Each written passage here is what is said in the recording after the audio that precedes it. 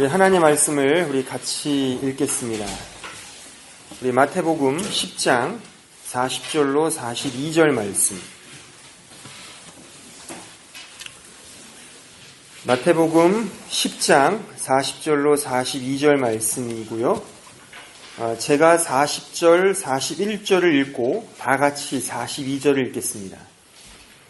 너희를 영접하는 자는 나를 영접하는 것이요 나를 영접하는 자는 나를 보내신 이를 영접하는 것이니라. 선지자의 이름으로 선지자를 영접하는 자는 선지자의 상을 받을 것이요 의인의 이름으로 의인을 영접하는 자는 의인의 상을 받을 것이요 또 누구든지 제자의 이름으로 이 작은 자 중 하나에게 냉수 한 그릇이라도 주는 자는 내가 진실로 너희에게 이르노니 그 사람이 결단코 상을 잃지 아니하리라 하시니라. 아멘. 계속해서 마태복음 강해를 이어가고 있습니다. 오늘 이 본문은 마태복음 10장에서 시작된 예수님의 12제자의 그 선택과 또한 그들을 파송하시는 그런 이야기의 연장선상에서 이 본문을 이해할 수가 있습니다. 그래서 오늘 읽은 40절에 너희를 영접하는 자는 나를 영접하는 것이요 나를 영접하는 자는 나를 보내신 이를 영접하는 것이니라 라고 그렇게 말씀하신 것이죠. 그런데 우리가 오늘 이 본문에서 주목해야 할 구절은 42절입니다. 이 42절까지 이 42절에 이제 우리가 주목해야 될 이유는 우리가 오늘 읽은 너희를 영접하는 자의 너희를 41절에서는 선지자와 의인으로 받고 있고 42절에 가서는 그 너희를 작은 자 중 하나로 받고 있기 때문에 그렇습니다. 쉽게 말해서 하나님의 백성을 지금 이 본문은 뭐라고 명시하고 있냐면 작은 자라고 그렇게 말씀하고 있는 거예요. 그러니까 너희를 영접하는 자, 너희를 선지자와 의인으로, 그러니까 선지자와 의인은 구약 성경을 대표하는 이 명칭이거든요. 구약 성경, 당시의 성경이죠. 성경을 아주 대표하는 그 대상이 선지자와 의인이고, 그런데 신약적 의미에서 뭐라고 또 받고 있냐면 작은 자라 이거죠. 작은 자. 그래서 지금 마태는 하나님의 백성을 지금 뭐라고 표현하고 있냐면 작은 자다 이거죠. 작은 자다. 그러니까 왜 이렇게 하나님의 백성을 작은 자라고 표현했는가? 그 부분을 우리가 오늘 설교를 통해 살필 예정에 있습니다. 일단 우리는 본성적으로 작은 것을 좋아하지 않습니다. 뭘 좋아하죠? 큰 것을 좋아하죠. 물론 이게 물리적으로, 물질적으로 어떤 크기 면에서 큰 것, 작은 것만이 아니라 큰 것이라는 그 의미 속에 담겨져 있는 거대함, 강자, 강인함, 그런 의미를 우리는 좋아하고 반면에 작은 것, 약자, 왜소함, 이런 뉘앙스, 연약함 이런 것들을 우리는 별로 싫어하거나 선호하지 않는 것이 사실이에요. 제가 이런 퀴즈를 한번 좀 내볼까요? 세계에서 가장 큰 산이, 높은 산이 어디죠? 이건 모르시지 않을 텐데. 에베레스트. 에베레스트 산이 제일 높잖아요. 제가 알기로는 해발 8,848m 가까이 되는 아주 대단히 높은 산이죠. 그러면 가장 낮은 산은 어딜까요? 모르잖아요. 저도 몰라요. 어떤 산인지. 세계에서 가장 초강대국이 어디죠? 보편적으로 미국이라고 그러잖아요. 미국, 아메리카. 중국도 조금 세긴 하지만. 그러면 가장 약한 나라는 어디죠? 저도 몰라요. 뭐 난민이 많이 발생하는 시리아가 요즘에 약한 나라인가요? 아프리카의 어떤 나라들이 좀 약할까요? 우리나라가 약한가요, 요즘에? 몰라요. 사실 약한 나라들은 잘 명함도 내밀 수가 없습니다. 우리나라에서 가장 제일 가는 기업이 어디죠? S사. 거기가 제일 잘 나간다 그러잖아요. 그러면 제일 약한 기업은 어디죠? 몰라요. 자, 사실 이렇듯 우리는 사실 제일 잘 나가고 가장 강하고 센 어떤 것은 거의 다 알아요. 그러나 약하고 뭐 힘없고 이런 데는 잘 모를 뿐더러 기억도 나지 않고 기억하고 싶지도 않은 것이 우리의 본성인 게 사실입니다. 그래서 우리는 거대하고 큰 것은 어떤 영광이라는 이름으로 치장을 하는 반면에 약하고 작고 이런 것들은 볼품없다라는 어떤 말로 낙인을 찍죠. 그래서 우리는 큰 것을 선호하는 거예요. 제가 지난주에 설교했듯이 네피림, 거대한, 거인 이런 거 우리는 다 본성적으로 선호해요. 반면에 초라하고 힘없고 왜소하고 약하고 작은 것에 대해서는 아주 되게 싫어하고 혹은 이렇게 뒷전으로 미루는 그런 속성이 우리에게 있는 것이 사실입니다. 그런데 성경은 우리의 정체성에 대하여 하나님 나라의 백성에 대하여 큰 자라고 말하지 않고 작은 자다. 그것도 지극히 작은 자다라고 우리의 하나님 백성됨을 이렇게 표현하고 있다는 사실입니다. 여기에서 우리는 갈등할 수밖에 없죠. 굉장히 내 본성은 큰 것을 원하지만 내가 있어야 될 자리, 하나님 백성으로서 신자로서 내가 살아야 할 삶의 원리는 작은 자라고 하는 이 갭을 통하여 이런 이 차이를 통하여 우리는 늘 갈등하고 번민하는 것이 사실입니다. 자, 그렇다면 왜 하나님 나라의 백성은 지극히 작은 자인가라는 이 부분에 대한 답을 좀 생각해 보고자 합니다. 그러니까 왜 하나님 나라의 백성은 지극히 작은 자인가? 이 부분에 실마리를 찾을 수 있는, 답을 찾을 수 있는 성경 구절을 찾아보도록 하겠습니다. 우리 고린도전서 1장에 가볼까요? 고린도전서 1장 18절입니다. 고린도전서 1장 18절. 29절까지 긴 말씀인데 제가 18절 한 절을 읽어보겠습니다. 십자가의 도가 멸망하는 자들에게는 미련한 것이요 구원을 받는 우리에게는 하나님의 능력이라. 23절 볼게요. 우리는 십자가에 못 박힌 그리스도를 전하니 유대인에게는 거리끼는 것이요 이방인에게는 미련한 것이로되 오직 부르심을 받은 자들에게는 유대인이나 헬라인이나 그리스도는 하나님의 능력이요 하나님의 지혜니라. 하나님의 어리석음이 사람보다 지혜롭고 하나님의 약하심이 사람보다 강하니라. 형제들아 너희를 부르심을 보라. 육체를 따라 지혜로운 자가 많지 아니하며 능한 자가 많지 아니하며 문벌 좋은 자가 많지 아니하도다.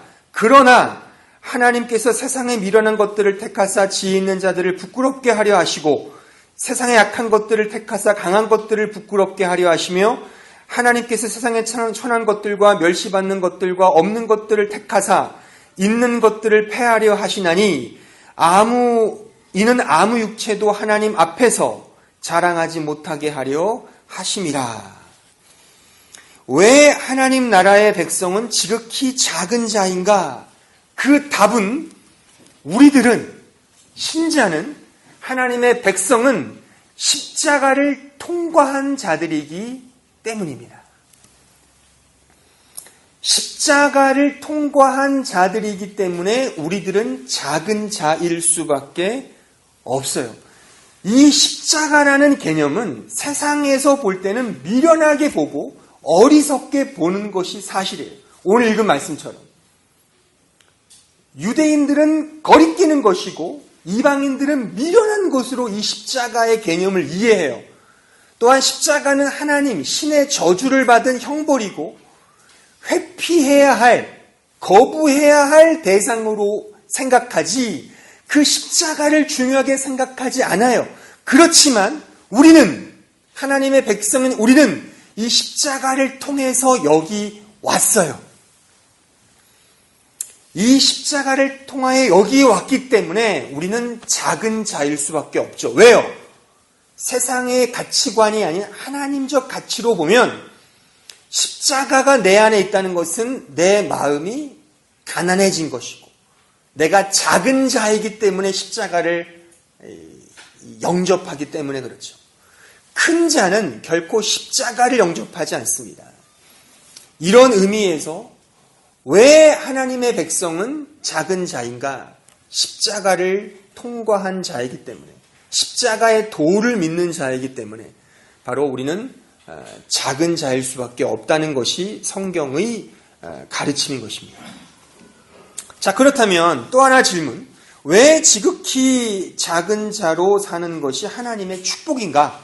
왜 작은 자로 사는 이것이 과연 축복인가 하는 이 질문의 답은 이렇게 말할 수 있습니다. 먼저 답을 말하기 앞서 성경을 좀 찾아보면 이 질문의 답을 찾을 수 있는 좋은 하나의 성경 구절이 고린도후서 4장입니다. 한번 가볼까요? 고린도후서 4장 5절 말씀. 고린도후서 4장 5절부터 12절까지 같이 보겠습니다. 우리는 우리를 전파하는 것이 아니라 오직 그리스도 예수의 주 되신 것과 또 예수를 위하여 우리가 너희의 종된 것을 전파함이라. 어두운 데서 빛이 비치라 말씀하셨던 그 하나님께서 예수 그리스도의 얼굴에 있는 하나님의 영광을 아는 빛을 우리 마음에 비추셨느니라. 우리가 이 보배를 질그릇에 가졌으니 이는 심히 큰 능력은 하나님께 있고 우리에게 있지 아니함을 알게 하려 함이라. 우리가 사방으로 우겨쌈을 당하여도 쌓이지 아니하며 답답한 일을 당하여도 낙심하지 아니하며 박해를 받아도 버림받지 아니하며 거꾸로 뜨림을 당하여도 망하지 아니하고 우리가 항상 예수의 죽음을 몸에 짊어짐은 예수의 생명이 또한 우리 몸에 나타나게 하려 함이라. 우리 살아있는 자가 항상 예수를 위하여 죽음에 넘겨짐은 예수의 생명이 또한 우리 죽을 육체에 나타나게 하려 함이라. 그런즉 사망은 우리 안에서 역사하고 생명은 너희 안에서 역사하느니라. 아멘. 이게 무슨 의미인 줄 아시겠습니까? 왜 하나님의 백성은 작은 자여야 하는가? 십자가를 통과했기 때문에. 좀 더 나아가서 그러면 왜 작은 자가 작은 자로 사는 것이 축복인가? 이것은 그리스도의 생명을 얻을 수 있는 유일한 길이고 동시에 다른 사람을 살릴 수 있는 길이기 때문에 그렇습니다. 그러니까 그리스도의 생명이 어디서 오는가? 바로 십자가를 통해서만 우리에게 오는 거예요. 다른 것을 통해서는 그리스도의 생명이 우리에게 오지 않습니다. 십자가를 통해서 그 좁고 좁은 그 연약하고 연약한 그 세상적 가치로 봐서는 그 누구도 거부하는 그 길을 통해서만 그리스도의 생명이 우리에게 오는 것이고 동시에 그 작은 자의 몸부림을 통해서만 다른 사람들에게 이 그리스도의 생명을 전할 수 있는 유일한 길이기 때문에 이 작은 자의 삶이 축복이라 바로 그렇게 생각할 수가 있는 것입니다. 특별히 오늘 읽은 이 고린도후서 5장의 특히 6절에 보시면 예수 그리스도의 얼굴에 하나님을 아는 하나님의 영광을 아는 빛이 비쳤다라고 그렇게 말씀하고 있죠. 그 하나님의 영광을 아는 빛이 이제 우리에게 비춰진 거죠. 하나님의 영광을 아는 빛이 그리스도 예수의 얼굴에 서려 있는 거예요. 자, 그러면 예수님의 어디에 그게 서려 있을까요? 예수님의 존재와 그의 사역 속에 서려 있겠죠. 그러면 예수님은 어떤 분이신데요? 예수님의 생애를 생각해 봅시다. 예수님의 생애가 어떻죠? 딱 한마디로 말하면 죽음이죠. 오늘 읽은 본문으로 말하면 10절 예수의 죽음인 것이에요. 예수의 죽음이 곧 그의 생애인 거예요.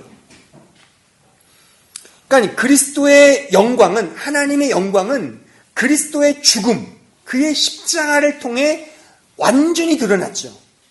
그러니까 영광이라는 것은 그의 찬란한 인생이 아니에요. 우리가 생각하는 식의 그는 아주 영광을 받으시고 높임을 받으셨다 그래서 그가 무슨 높은 자리에 앉거나 많은 사람들에게 칭송을 받거나 대접을 받거나 어떤 찬송을 받거나 그게 아니라 실제 예수님의 생애는 어땠어요? 초라했죠. 말 그대로 가진 자가 아니었죠. 기득권자가 아니었어요. 또한 예수를 따랐던 많은 무리들조차도 기득권이 아니라 상당히 초라하고 왜소한 천대받고 천시받았던 사람들이 그를 쫓았어요. 그러니까 우리가 지금 생각하는 이 기독교 문화, 이 독일이 다 기독교 문화죠. 유럽이 기독교 문화잖아요. 엄청나게 휘황찬란한 이런 문화가 아니라 정말 천대받는 그런 자리에서 예수는 사셨어요. 결국에 오늘 말씀 10절처럼 죽으셨죠. 십자가에 죽으셨죠. 그게 개죽음이었죠. 그게 그분의 인생이었고 그분의 생애였어요. 그분 자체가 작은 자의 삶이었어요. 높은 자가 아니었습니다. 이 부분을 간과해서는 안 됩니다. 제가 예전에 본 영화 가운데 그 인디아나 존스라고 아시죠? 인디아나 존스 3편, 세 번째 이야기가 최후의 성전이라는 그 이야기인데 예수님께서 마지막 만찬 때 사용하시던 성배를 찾는 이야기였어요. 보신 분들은 아시겠죠? 뭐 다 보셨을 거예요, 아마. 이건 뭐 학교에 틀어주니까, 시험 끝나면. 그러니까 마지막 이제 우여곡절 끝에 그 성배가 있는 곳으로 당도했어요, 주인공들이. 근데 마지막 남은 이제 갈림길이 어떤 잔을 고르는 그런 선택의 순간이 왔어요. 악당은, 나쁜 사람은 이제 그 여자 박사를 통해서 골라봐라. 그래서 그 무수히 많은 잔들 중에 하나를 고른 거예요. 뭘 골랐겠어요? 악당이니까 금은 보석이 박힌 아주 휘황찬란한 잔을 하나 딱 고르고서 이게 예수님의 성배입니다. 아, 보니까 눈이 막 휘둥그레지는 거예요. 너무 멋지죠. 막 금이 그냥 금빛이 막 찬란한 거죠. 그걸 마셔요. 물을 마시니까 어떻게 됐죠? 저주를 받았어요. 영생이 아니라 저주를 받아 죽었어요. 이제 마지막 우리의 주인공 존스 박사가 이제 고르는 거예요. 근데 아주 이 사람이 생각한 거죠. 예수님의 직업이 뭐였을까? 아, 목수였다. 또한 예수님의 당시의 지위와 환경을 봐서는 이런 금은 보석이 박힌 게 아닐 거야. 그래서 그 무수히 많은 잔 중에 가장 초라한 나무로 깎아 만든 잔을 골라요. 그걸 마셔요. 그러니까 영생을 얻죠. 해피엔딩으로 끝나요. 그러니까 제가 그 영화를 보면서 느낀 게 그런 거예요. 아, 정말 그렇구나. 정말 스필버그 감독이 잘 만들었구나. 그러니까 예수님의 생애는 우리가 생각하는 식의 그런 세속적 영광이 아니에요. 정말 초라하고 초라한 나무로 깎아 만든 그 볼품없는 잔이었어요. 작은 자의 삶을 그가 사셨죠. 그게 우리 신자의 삶이라고 오늘 성경이 우리에게 보여주고 있는 것이죠. 우리는 작은 자입니다. 근데 우리는 큰 것을 원하고 큰 자가 되기를 원해요. 그래서 우리는 늘 갈등을 하는 거죠. 그러니까 오늘날의 신자와 현대 교회를 생각해 보십시오. 모두가 다 주님이 걸어가신 그 십자가의 길, 그 죽음의 길, 희생의 길, 그 길이 아니라 다 내가 높아지고 강해지고 정말 세계에서 최고가 되기 위해서 몸부림을 치지, 정작 성경이 말하는, 정작 우리가 그렇게 믿고 따르는 예수님이 걸어가신 그 길은 우리는 잘 몰라요. 알고 싶지도 않고 그 길을 외면한 채 살아가는 우리의 모습은 아닌지 우리 스스로가 한번 깊이 생각해 봐야 할 것입니다. 그래서 우리는 이런 오해를 갖습니다. 어떤 오해냐면 작은 자에서 큰 자로 성장하는 것이 신앙생활로 우리는 착각을 해요. 이거는 오해입니다. 다시 제가 설명드릴게요. 잘 들으세요. 작은 자에서 큰 자로 성장하는 것이 신앙생활인 양 우리는 착각을 해요. 그거는 오해입니다. 잘못된 개념이에요. 신앙생활 이렇게 작은 자에서 큰 자로 성장하는 것이 신앙생활의 여정이 아니에요. 물론 우리는 다 이해를 해요. 십자가를 믿어야 된다. 십자가를 붙들어야 된다. 자기를 부인해야 된다라는 식의 이야기는 하지만 소위 말해서 톨게이트 통과하는 것쯤으로 생각해요. 그러니까 십자가라는 고난의 길, 어떤 고난의 여정, 그것을 고속도로 들어가기 진입하기 직전에 톨게이트로만 생각하고 그 이후에는 쌩쌩 달리는 것으로 생각하는 거죠. 그러니까 예수를 믿기 위해, 십자가를 믿기 위해 그래 나는 죄인이야. 그 한순간에 나는 죄인이에요. 용서해 주세요. 나는 그 한 번의 단계로만 생각하고 그 이후로는 이제 승승장구하는 식으로 더 크게 성장해야 되고 큰 자가 되는 것으로 우리의 신앙을 생각하는데 그렇지 않다는 거예요. 이렇게 생각하게 되는, 이렇게 발상을 이렇게 생각하게 된 이유를 저는 이 자본주의의 영합이라고 봐요. 유물론적 자본주의 영합을 통해 이 기독교 신앙을 너무 큰 것으로만 확대시키는, 그래서 커져야만 최고라고 하는 식의 그런 식의 잘못된 자본주의가 기독교에 들어와서 생겨난 아주 이 잘못된 이 풍조죠. 개인도 그렇고 교회도 그렇고. 그러니까 이것은 은혜로 시작하여 또다시 율법으로 규결되는 아주 그렇게 잘못된 이 사고방식인데 우리는 늘 이것을 끊지를 못하죠. 혹시나 이런 이야기를 제가 하나 소개를 하면 남태평양에 바누아투 공화국이라고 있어요. 작은 섬인데 그 바누아투 공화국이라는 섬인데 저는 보진 않았지만 예전에 그 정글의 법칙에서도 거길 갔다는 그런 예능 프로에 나왔다는 그런 제가 신문 보도를 잠깐 본 적이 있는데 맞는지 안 맞는지 모르겠어요. 근데 그 바누아투 공화국이 조그마한 섬나라인데 1930년대에 그 영국의 기독교 선교단체에서 거기에 선교를 하러 들어갔다 그래요. 근데 아주 무분별하게 복음을 증거한 거예요.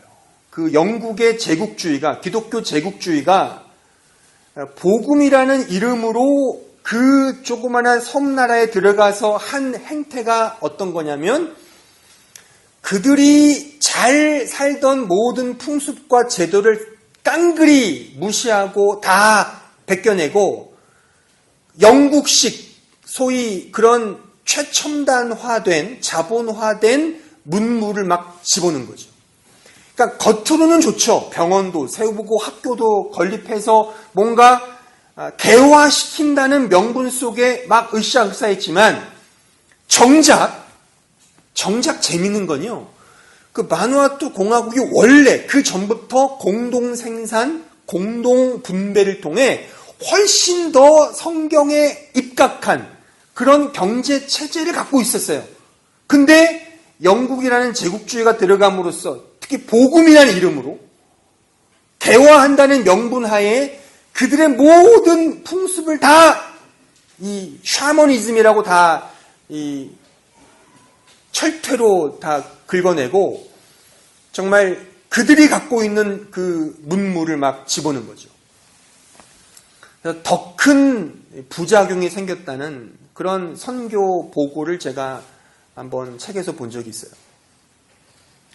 그러니까 우리가 조심해야 될 게 이런 겁니다.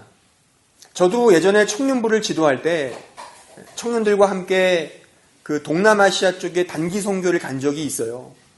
제가 청년들과 함께 나누고 강조했던 게 뭐냐면 이런 내용이었어요. 우리가 선교지에 가서 그 선교지의 소위 원주민들, 거기 사는 현지인들을 뭔가 비문명인으로 보거나 그들을 개화시켜야 되는 어떤 족속으로 그 선교를 가지고 가는 우리들은 뭔가 문명인처럼 나는 더 많이 배웠고 더 잘 살고 더 자본금도 많고 내가 너희들에게 떡을 줌으로써 내가 너희들에게 뭔가 베푼다 라는 식의 큰 자의 마음으로 가면은 그건 선교가 아니다. 예수를 믿지 않는 저들조차도 하나님의 고급한 형상으로 만들어진 존귀한 인간으로 봐야 된다. 단지 지금 현재 예수를 고백하지 않을 뿐이다. 그 예수의 복음을 전하는 것뿐이지 내가 어깨에 힘주고 막 내가 잘났고 내가 최고고 내가 가진 자고 내가 큰 자고 너희들은 연약한 자들이고 너희들은 없는 자들이고 그렇게 우리가 행세를 하거나 거드름을 피우면 그것은 결코 복음적인 선교가 아니라 복음에 역행하는 것이다. 그런 맥락이죠.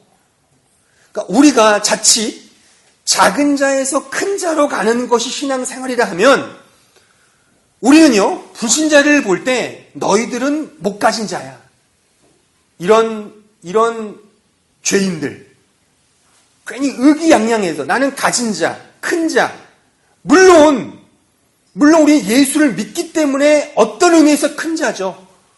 하지만 그 큰 자의 개념은 세상적인 큰 자의 개념이 아님에도 불구하고 우리는 자꾸만 세상적인 의미에서 큰 자인 양 거들먹거리고 그렇게 이 세상과 사회를 빛과 소금으로 섬기지 못하는 그런 우를 범하는 경우가 많다는 겁니다. 생각해 보세요. 또 교회적으로 보세요. 교회가 세상을 선도해야 된다는 측면에서 뭔가 더 기득권을 얻고 힘을 얻으려고 하는 더 큰 자가 되려고 하는 큰 세력을 가지려고 하는 그래서 교회가 연합을 하죠. 연합을 해서 자꾸만 세상에 우리 기독교를 드러내기 위해서 대통령을 되게 만들고 어떤 정치인을 되게 만들고 이게 기독교화 시키는 겁니까? 전혀 그렇지 않아요. 전혀 그렇지 않아요. 성경을 보세요. 예수님을 보시란 말이에요. 예수님이 기득권을 잡으셨습니까? 그냥 작은 자로 사셨어요. 내가 있는 그곳에서 그냥 신자로서 하나님의 백성으로서 작은 자의 역할을 감당한 거예요. 그게 바로 신앙생활임에도 불구하고 우리는 자꾸만 작은 자에서 큰 자로 성장하려고 하는 이 구도를 벗어나지 못하는 것이 아닌지. 우리 가운데도 그럴 수 있어요. 내가 믿음이 세다 그래서 소위 영빨을 내가 경험했다 그래서 큰 자가 아닙니다. 그러니까 우리는 그렇잖아요. 난 소위 영빨을 경험했어요. 저는 영빨을 경험하지 못했어요. 이 작은 자. 나는 뭔가 경험했어. 나는 방언도 하고 나는 뭔가를 봤어. 나는 성경도 수십 번 봤고 나는 정말 은혜를 받은 자야. 그런 은혜를 받았다는 증거가 막 거들먹을 피면서 나는 큰 자라고 생각하고 그렇지 못한 초신자들은 이 작은 자들 다 내 손아귀에 다 모여. 그게 과연 우리의 신앙생활일까? 근데 그렇지 않다는 겁니다. 믿음이 더 많으면 많을수록 작은 자인 거예요. 더 작은 자인 겁니다. 이 비밀을 아셔야 돼요. 근데 그 작은 자가 그 작은 자로 사는 것이 축복이라는 거죠. 왜요? 그리스도의 생명이 더 가득히 채워지니까. 그러니까 그리스도의 사랑과 은혜와 생명에 가득한 사람은 더 자기를 낮춥니다. 낮추고 더 낮추고 더 작은 자의 삶을 살아가는 거예요. 높아지지 않습니다. 그러니까 지금 여러분들이 알고 있는 이 현대 교회의 모습들, 여러분들이 혹여나 알고 있는 많은 믿음의 선배들의 잘못된 행태들, 그것은 다 반성경적인 모습인 거예요. 반성경적인 모습임에 분명합니다. 제가 단언컨대 그것은 성경적이지 않아요. 이 부분을 명확하게 오늘 머리와 마음속에 새기십시오. 내가 잘못된 모델을 보고 있었던 것이 아닌지. 작은 자에서 큰 자로 성장해야지만 믿음이 센 게 아니라 도리어 더 역행하는 역설인 겁니다. 또 하나 이 작은 자로 사는 것이 왜 축복인가 하면 이 그리스도의 생명은 이러한 작고 연약한 작은 몸부림을 통해 타인에게 그리스도의 생명이 전이되기 때문에 그렇습니다. 오늘 읽은 이 본문 말씀 마지막 12절에 보시면 사망은 우리 안에 있고 생명은 너희 안에 있다 라는 이 사도 바울이 강조한 부분을 통해 생각할 수가 있어요. 사망은 우리 안에 있고 생명은 너희 안에 있다. 이게 뭘까요? 이게 지금 그런 맥락인 거예요. 내가 더 작은 자의 삶과 몸부림을 통하여 다른 사람에게 생명을 준다 이거예요. 그러니까 제가 아까 전에 그 바누아투 공화국 예를 들었듯이 기독교의 복음은 강자 입장에서 야 이거 믿어라 이래서는 안 됩니다. 그러니까 예수를 믿게 하기 위해서는 더 작은 자로 섬겨야 되는 것이지 힘을 갖고 교회 나와 예수 믿어 이거는 안 되는 거예요. 그러니까 자녀들을 복음화 시킬 때도요. 그러니까 무조건 교회에 와서 예배를 드리게 하라. 저는 그것은 반은 맞지만 반은 틀리다고 봅니다. 어차피 우리가 기독교 가정이니까 예배를 드려야 되기 때문에 거의 반강제적으로 드릴 수 있어요. 우리 애도 여기 예배를 드리지만 그러니까 저도 늘 그러죠. 자유롭게 해라. 주일날 네가 어디 가겠냐. 그러니까 앉아있는 거죠. 자유롭게 해라. 자유롭게 네가 트람 타고 어디 가겠냐. 여기는 도서관도 주일에 안 열 텐데. 그렇다고 디스코텍 가서 춤추진 나이도 어리고. 자유롭게 해라. 교회 와서 밥은 먹고 가라. 자유롭게. 그러니까 이게 지금 어폐가 있지만, 하지만 결국에 우리의 자녀들이 예수를 믿는 것은 강요로 안 됩니다. 그러니까 누구를 전도하거나 그럴 때도요. 예수 믿어야 돼. 예수 믿어. 강요하면 안 돼요. 내가 그렇게 작은 자의 섬김을 통해 보여주면 되는 거예요. 네? 그걸 통해 그리스도의 사랑과 그의 생명이 전파되는 거예요. 여러분들 성경을 가만히 보세요. 성경을 보면 복음을 전했다는 것이 맞지만 그 복음을 전한 것이 지금 우리가 하는 식의 전도 집회, 전도 활동 그것과는 굉장히 갭이 있어요. 차이가 있습니다. 우리는 굉장히 막 이렇게 영업하듯이 막 그렇게 하잖아요. 그게 아닙니다. 더 작은 자의 위치에 서는 거예요. 그러니까 지금의 세상이 지금의 기독교를 왜 형편없이 왜 이렇게 나쁘게 보냐면 쟤들은 기득권을 잡으면서 가진 거 지들이 다 누리면서 허구한 날 저런 사랑의 입타령만 하고 그냥 정말 사랑을 진짜 하는 건지 자기들의 만족을 위해서 그렇게 그냥 행동하는 건지. 지금 우리가 12월이지 않습니까? 12월 되면 고아원이나 이런 양로원에 기독교 단체들이 많은 것들을 기부하죠. 쌀도 갖다 주고 라면도 갖다 주고 막 그래요. 저도 그렇게 했었어요. 교회에 있을 때. 교구 활동하면서 막 교구에 있는 어려운 사람을 도와주고 막 그랬어요. 근데 너무 이것이 요식행위이고 형식이고 제도이지 이게 정말 작은 자 입장에서 그들의 눈높이에 맞춰서 정말 작은 자의 처지에서 주냐 이거죠. 내가 이렇게 베푼다는 것으로 생색내는 것은 아니냐 이거죠. 그러니까 정말 사람들을 감동시키는 것은 내가 작아질 때 이거예요. 내가 할 때예요. 내가 하지 않고 내가 작은 자가 아니라 내가 군림하면서 이럴 때는 거기에 대하여 무서워서 내가 순종하고 복종하지 진심을 다해 순종하지는 않습니다. 그러니까 예수님을 보자 이거예요. 예수님은 어떤 삶을 사셨어요? 그가 말만 하셨습니까? 사랑하라라고 말만 하셨어요? 그분이 직접 사랑의 본을 보이셨잖아요. 그가 죽으셨잖아요. 우리를 위해서. 그게 기독교 정신이 아니냐 이거죠. 그러니까 왜 우리는 작은 자의 삶을 살아야 되느냐? 다른 사람들을 살릴 수 있는 유일한 게 뭐냐? 이것밖에 없는 거예요.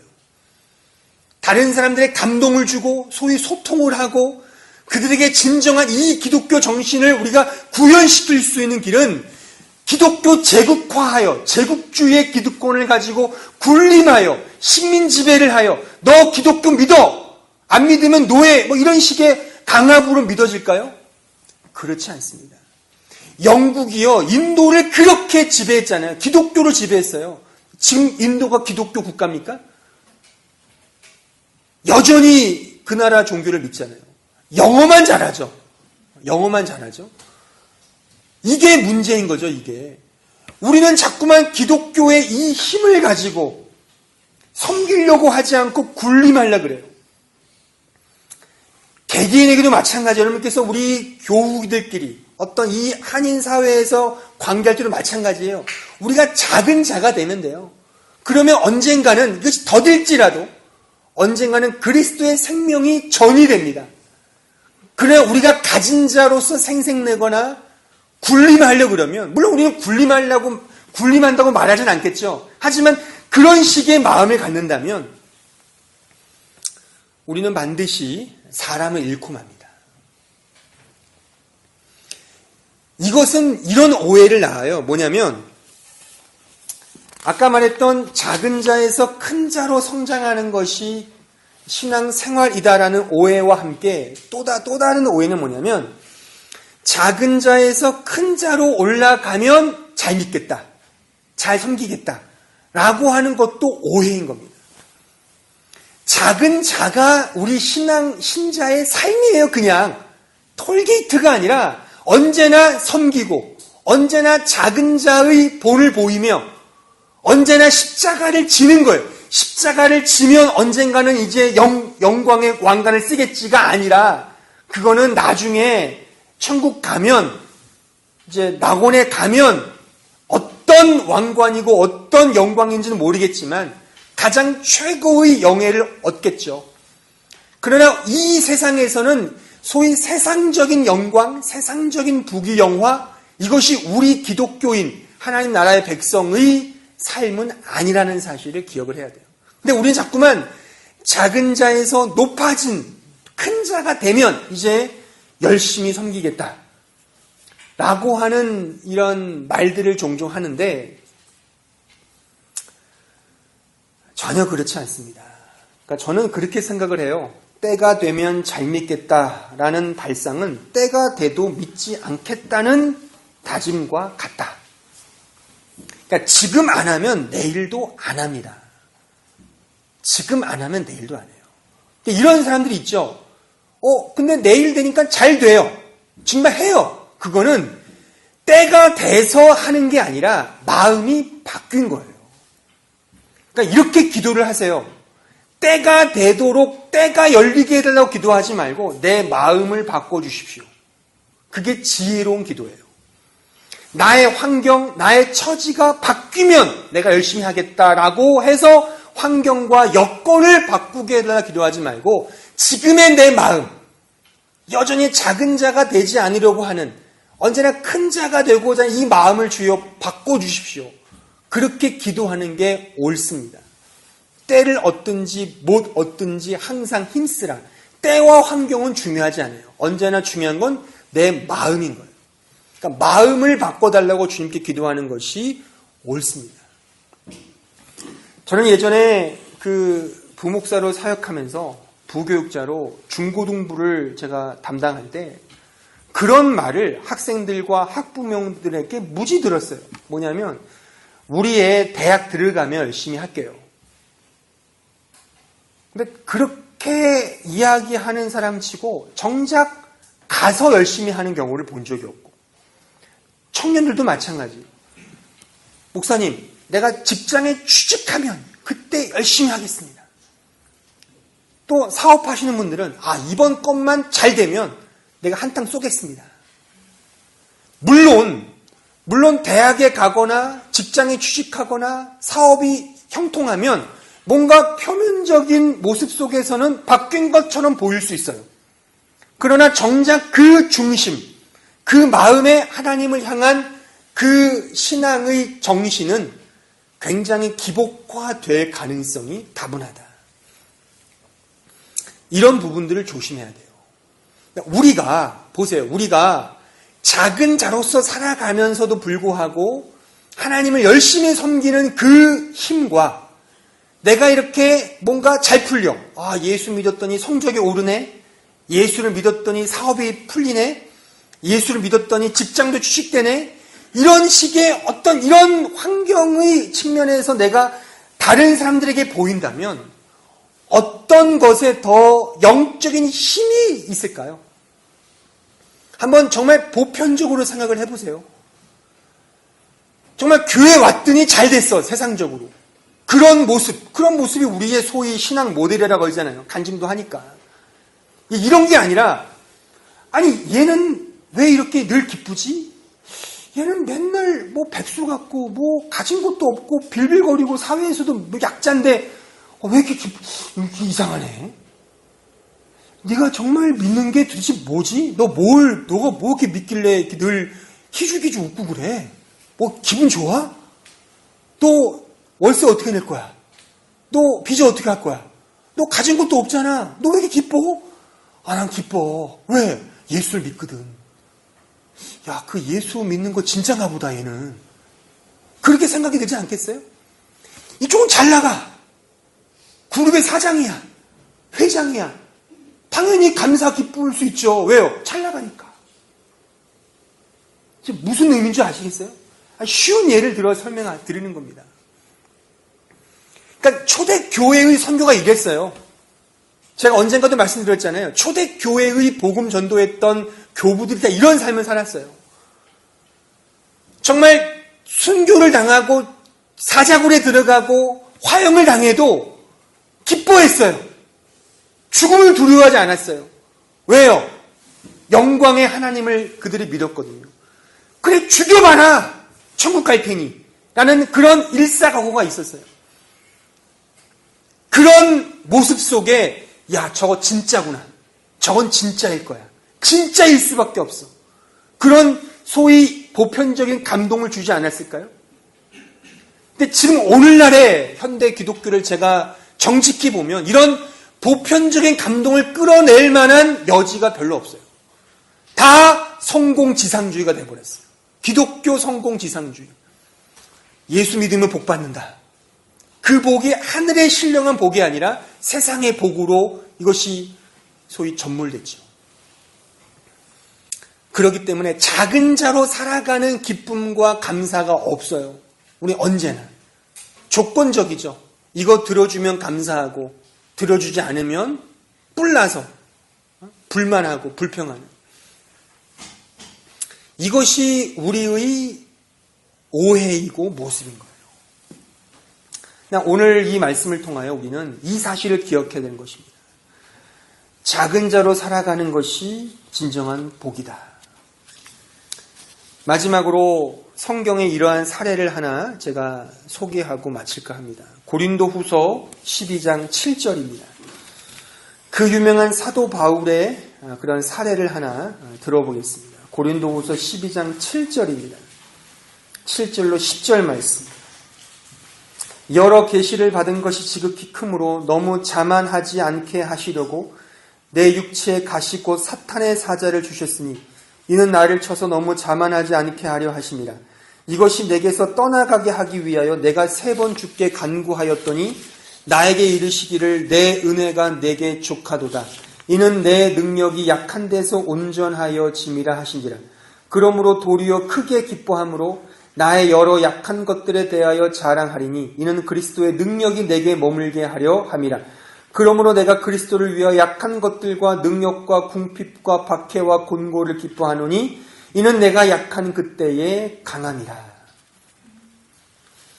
우리는 사도 바울의 인생 여정을 잘 알고 있습니다. 여기에 보시면 그는 심지어 육체의 가시, 곧 사탄의 사자가 있다 그랬어요. 야, 이 표현이 참 어마어마하지 않습니까? 사탄의 사자인 육체의 가시가 있다. 그 육체의 가시가 뭔지는 신학자들 사이에 의견이 왕왕 있는데 크게 두 가지입니다. 하나는 간질병, 또 하나는 심각한 눈병. 둘 중에 하나라고 좁아지는데 의견이. 그러니까 어쨌거나 하나님의 일을 하는데 너무나도 심각한 장애 요인이죠. 생각해 보세요. 이 문 목사가 설교하고 있는데 갑자기 막 쓰러져서 막 거품을 흘리면 어떤 생각이 드실 거예요? 와, 은혜롭다. 그런 생각이 드시겠어요? 아유, 목사님, 당신이나 잘하시지. 당신이나 좀 인생이나 잘 건사하시지. 그런 주제에 무슨 우리에게 설교한답시고. 겉으로야 그렇게 말하지 않겠죠. 속으로는 아마 그럴 겁니다. 너나 잘해. 그 너나 잘하는 게 우리의 은혜로운 고백이 아니라 정말 너나 인생 잘 건사하라. 그런 뉘앙스로 말하겠죠. 그러니까 정말 사도 바울은 진심 어린 마음에서 기도했을 거예요. 정말 이 병 때문에 주님의 사역에 금이 가지 않습니까? 덕이 안 됩니다. 정말 열심을 다해 내가 복음을 증거하고 싶은데 이 몸속에 있는 가시 때문에 못하는 것 정말 아시지 않습니까? 3번이나 기도했다고요. 3번이나. 이 3번이라는 것은 성경적 의미로 보면 완전수예요. 3이라는 숫자가. 그러니까 거의 정말 엄청나게 기도했다는 뜻이에요. 신학적으로 해석을 하면. 그런데 주님의 반응, 응답이 뭡니까? 내 은혜가 내게 족하다. 정말 환장할 응답이죠. 그제서야 그는 깨닫습니다. 아, 약한 데서 온전해지는구나. 그러니까 오늘 주제로 말하면 작은 자의 삶을 통해 진정으로 완전해지는구나. 이 놀라운 성경의 비밀, 이 은혜의 비밀을 사도는 깨닫게 된 거죠. 그래서 이렇게 고백을 하죠. 약한 것들과 능욕과 궁핍과 박해와 곤고를 기뻐한다. 내가 약한 그때에 강하다. 이 의미가요. 내가 약해지면 나중에 강해진다는 말이 아니에요. 언제나 약해요. 약한 여정을 살아가는 거예요. 죽을 때까지. 와심상담? 이게 아니에요. 내가 이렇게 길을 빼고 있지만 언젠가는 내가 일어날 것이다. 내 시작은 미약했지만 내 나중은 힘이 창대할 것이다. 그런 뉘앙스가 아니에요. 언제나 신앙생활은 약하고 궁핍하고 박해받고 핍박받고 이런 험한 길임을 그런 험한 길을 통해 진정한 하나님의 강함을 그가 경험했다는 사실을 사도 바울이 지금 우리에게 말해주고 있는 겁니다. 사랑하는 성도 여러분, 말씀을 마무리 짓겠습니다. 우리 기독교 복음은 십자가에 응축되어 있어요. 십자가는 한번 통과해야 할 톨게이트가 아닙니다. 평생 내가 짊어지고 가야 할 고난이며 또한 오늘 말씀으로 말하면 작은 자의 삶을 사는 거예요. 큰 자가 아닙니다. 작은 자예요. 언제나 섬기는 것이고 낮아지는 것이고 언제나 베푸는 것이며 내가 뭔가를 채우고 내 뱃속을 이렇게 배불리 먹기 위한 그런 것이 신앙생활이 아님을 기억하십시오. 근데 이런 삶이 축복입니다. 이런 삶이 축복입니다. 따라서 우리는 내일도 언제나 항상 나의 연약함, 우린 다 있어요. 연약함이 있어요. 그것이 성격이든 나의 특징이든 나의 배경이든 환경이든 나의 자질이든 간에 우리는 늘 연약함이 있어요. 그 연약함이 하나님에게는 강함이에요. 내가 강해지고 하나님이 약해지기를 바라십니까? 그런 의미가 아니에요. 나의 약함을 통해 그 연약함 중에 부어주시는 하나님의 은혜가 있다는 사실을 기억하시고 오늘도 내일도 그 깊은 은혜를 더 누리시고 경험하시는 우리 모두가 다 되시기를 진심으로 바랍니다.